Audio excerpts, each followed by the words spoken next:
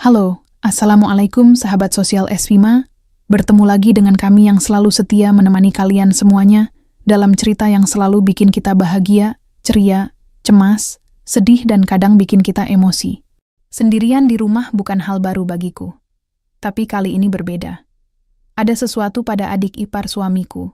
Tatapannya, kata-katanya, bahkan keheningannya yang perlahan membuatku gelisah. Malam itu, batas antara keluarga dan rahasia mulai kabur. Sebelum kita lanjut ke ceritanya, alangkah baiknya yang belum subscribe, di-subscribe dulu ya. Oke. Kita lanjut ke ceritanya. Malam itu hujan turun deras. Aku duduk di ruang tamu, menatap jendela yang berembun. Suamiku sedang berada di luar kota untuk urusan kerja, meninggalkan aku di rumah bersama adik iparnya, Raka, yang baru berusia 19 tahun. Raka baru saja lulus SMA. Wajahnya masih polos, tapi tatapannya mulai berbeda. Ada semacam keberanian yang jarang kulihat sebelumnya. Mungkin karena dia mulai beranjak dewasa. Sejak siang, suasana rumah begitu sepi. Hanya suara televisi dan deru hujan yang menemani. Raka beberapa kali keluar masuk ruang tamu, seolah ingin membuka percakapan tapi ragu. Nggak pulang malam ini, Teh?" tanyanya pelan. Aku hanya mengangguk sambil tersenyum tipis. "Iya, mungkin 3 hari lagi baru pulang." Raka terdiam. Ada kilatan aneh di matanya. Aku berusaha mengabaikan, tapi entah kenapa, tatapannya membuatku sedikit gelisah. Aku mencoba mengalihkan perhatian dengan menyalakan kompor untuk membuat teh hangat. Raka ikut masuk ke dapur, duduk di kursi sambil menatapku. "Teh, nggak takut sendirian?" tanyanya lagi. Pertanyaan itu membuatku sedikit tersentak. "Ada kamu juga kan?" jawabku ringan, meski dalam hati muncul keraguan. Hujan kian deras. Suara petir menggema, membuat suasana rumah semakin mencekam. Aku menaruh 2 cangkir teh di meja. "Nih, biar anget," kataku. Raka tersenyum. Senyumannya agak canggung, tapi ada sesuatu di balik itu. Semacam keberanian yang baru muncul. Aku menunduk, pura-pura sibuk menyeruput tehku. Beberapa menit hanya diisi keheningan. Hingga akhirnya Raka berkata, "Teteh nggak pernah merasa kesepian kalau sering kerja di luar kota?" Pertanyaan itu seperti pisau yang menusuk.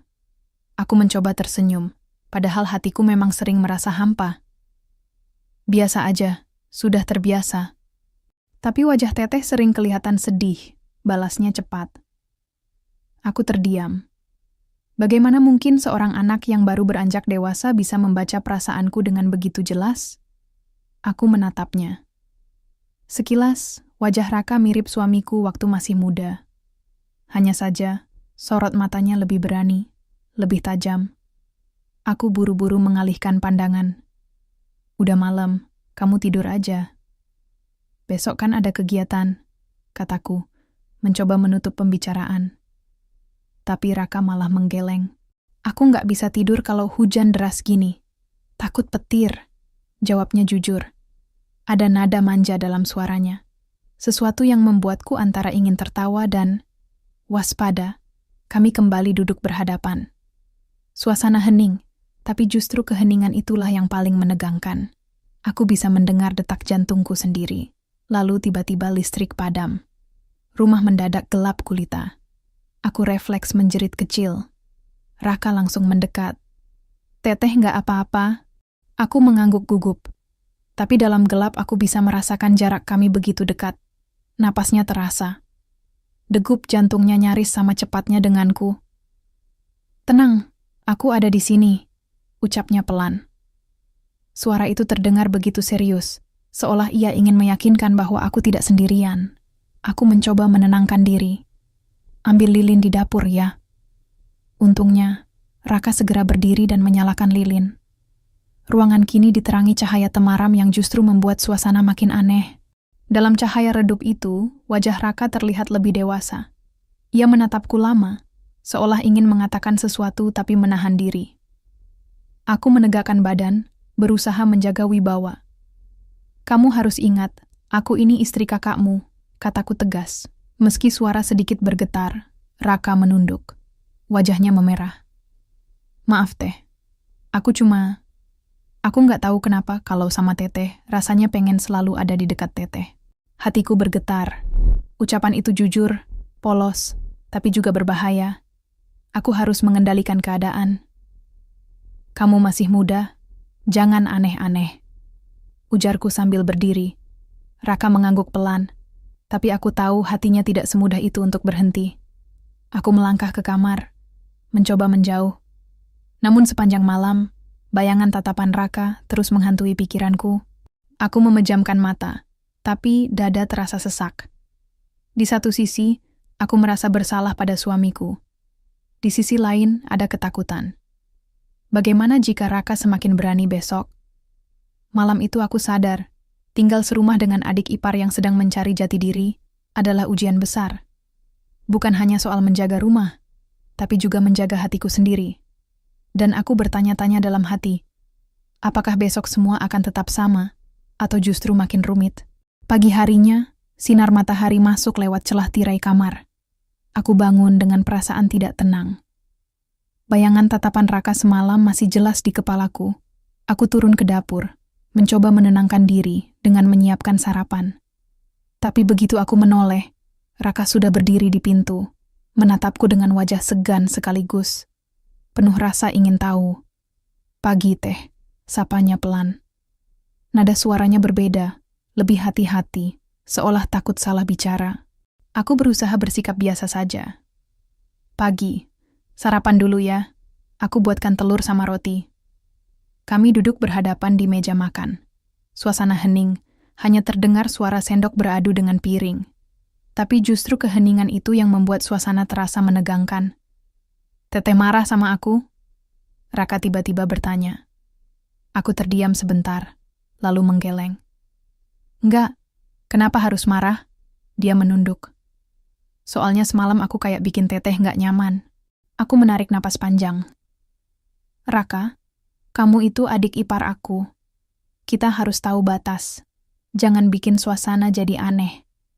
Ia mengangguk, meski sorot matanya menunjukkan kekecewaan. Aku tahu, kata-kataku menohok, tapi itu harus dilakukan. Hari berjalan biasa, tapi perasaan canggung tetap terasa. Setiap kali aku lewat di dekatnya, Raka seakan ingin bicara tapi menahan diri. Aku pura-pura tidak melihat. Sore harinya, saat aku sedang menjemur pakaian di halaman belakang, tetangga sebelah, Bu Yani, menyapaku. Sendirian aja Bu, suami keluar kota lagi. Aku tersenyum kaku. Iya Bu, sama adik ipar aja di rumah. Oh, adik ipar yang masih muda itu ya? Tatapan Bu Yani tajam, seakan menyiratkan sesuatu. Aku langsung merasa tak nyaman. Iya Bu, cuman beberapa hari aja kok. Setelah Bu Yani pergi, aku menelan ludah. Kekhawatiran baru muncul. Bagaimana kalau orang lain salah paham? Aku harus lebih hati-hati. Malamnya, suasana kembali sepi. Suara jangkrik terdengar jelas. Aku duduk membaca buku, sementara Raka menonton TV. Tiba-tiba ponselku berdering, suamiku menelpon. Sayang, gimana di rumah? Aman kan? Suaranya terdengar hangat.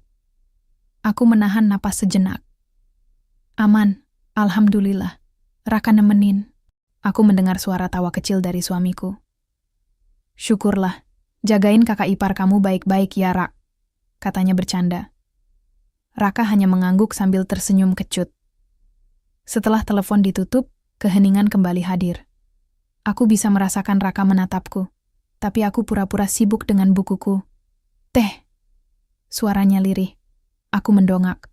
Kenapa? Dia menelan ludah, lalu berkata dengan suara bergetar. Kadang aku iri sama AA.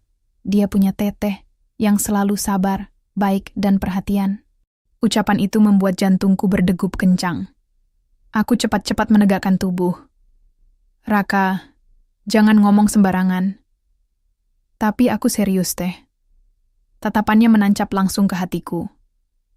Ada kejujuran, ada rasa kagum, tapi juga ada sesuatu yang tidak seharusnya. Aku berdiri, mencoba mengakhiri percakapan. Kamu masih muda. Perasaanmu itu cuma sementara. jangan diterusin. Dia terdiam, menunduk, lalu akhirnya masuk ke kamarnya tanpa berkata apa-apa lagi. Tapi ekspresi wajahnya tadi membuatku semakin resah. Malam itu aku susah tidur. Hujan kembali turun, membuat suasana makin muram. Di kamar aku menatap langit-langit, bertanya pada diriku sendiri. Sampai kapan aku bisa menahan diri dari godaan situasi ini? Aku sadar, masalah terbesar bukan hanya Raka yang mulai berani, tapi hatiku sendiri yang kadang goyah. Dan ketakutan itu semakin besar saat aku mendengar langkah kaki pelan mendekati pintu kamarku. Langkah kaki itu berhenti tepat di depan pintu kamar. Aku menahan napas, jantungku berdetak semakin keras.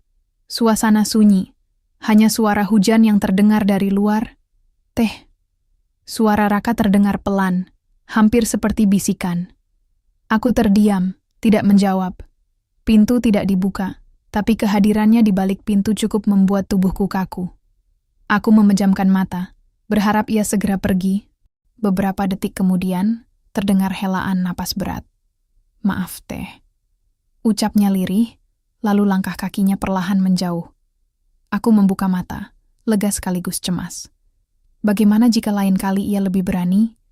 Aku tidak bisa membiarkan ini terus berlanjut. Keesokan harinya, aku memutuskan untuk lebih banyak mengunci diri di kamar. Aku hanya keluar seperlunya, memasak, membersihkan rumah, lalu kembali menghindar. Namun, sikap menghindar itu justru membuat suasana makin aneh. Raka beberapa kali terlihat menunggu di ruang tamu, menatap pintu kamarku, seolah ingin berbicara, tapi terhalang dinding tak kasat mata. Sore itu, ponselku kembali berdering. Suami menelepon lagi, suaranya terdengar riang. Sayang, kemungkinan aku pulang lebih cepat. Besok sore aku sudah di rumah. Hatiku bergetar. Ada rasa lega yang begitu besar, seakan beban di pundakku berkurang.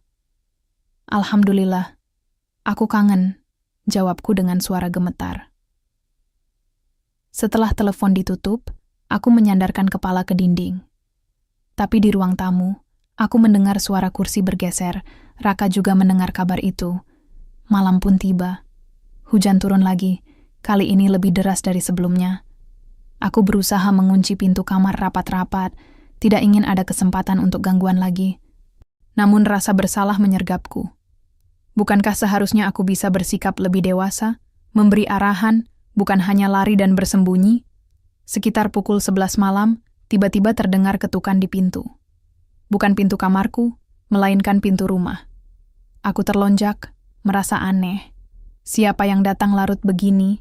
Raka berlari keluar kamar. Teh, ada orang, katanya gugup. Aku ikut menyusul, meski rasa takut menghantui.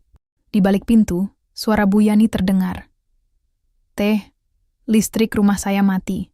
Boleh pinjam lilin sebentar? Aku menghela napas lega. Tapi tatapan Bu Yani ketika pintu dibuka membuatku tidak nyaman. Matanya menyapu cepat ke arah Raka, lalu ke arahku.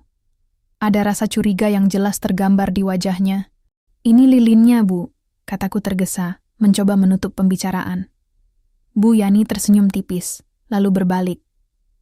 Tapi sebelum pergi ia sempat berkata, hati-hati ya Teh, orang suka salah paham. Kalimat itu menghantamku. Aku menutup pintu dengan tangan bergetar.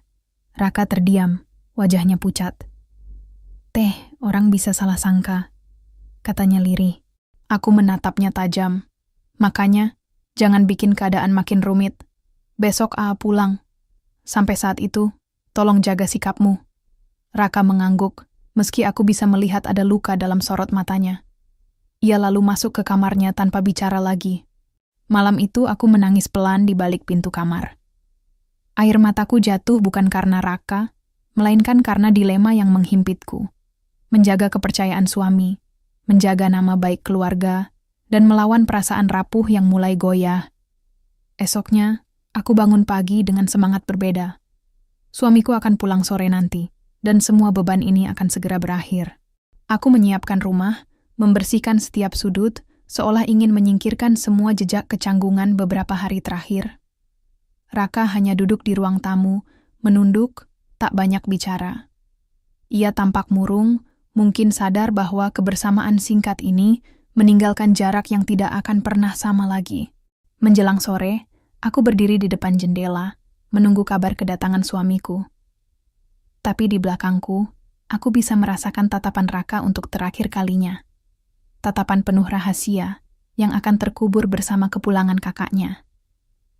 Dan aku tahu, cerita ini belum benar-benar berakhir. Karena rasa itu, sekali muncul, tidak pernah benar-benar hilang. Sore itu, suara mobil berhenti di depan rumah. Jantungku berdegup kencang, suamiku akhirnya pulang.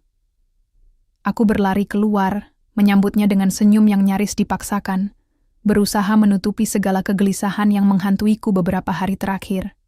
Raka ikut keluar. Wajahnya tenang, seakan tak pernah ada percakapan, tatapan, atau perasaan yang sempat menggetarkan batas di antara kami. Ia menyapa kakaknya dengan pelukan hangat, lalu mundur, berdiri dalam diam. Aku menatap suamiku yang begitu lega akhirnya kembali. Tapi dari sudut mata, aku masih bisa menangkap sorot Raka, sorot mata yang menyimpan rahasia. Hari-hari berikutnya mungkin akan kembali normal. Rumah ini kembali lengkap, penuh canda dan cerita. Namun aku tahu, ada sesuatu yang telah berubah diam-diam, sesuatu yang hanya aku dan Raka pahami. Dan entah sampai kapan, rahasia itu akan tetap terkubur dalam hati kami masing-masing. Demikian cerita ini kami buat semoga dapat menghibur, dan kalian merasakan isi ceritanya. Agar kalian tidak ketinggalan cerita berikutnya, jangan lupa ya, di subscribe, like, dan komen, serta bunyikan loncengnya.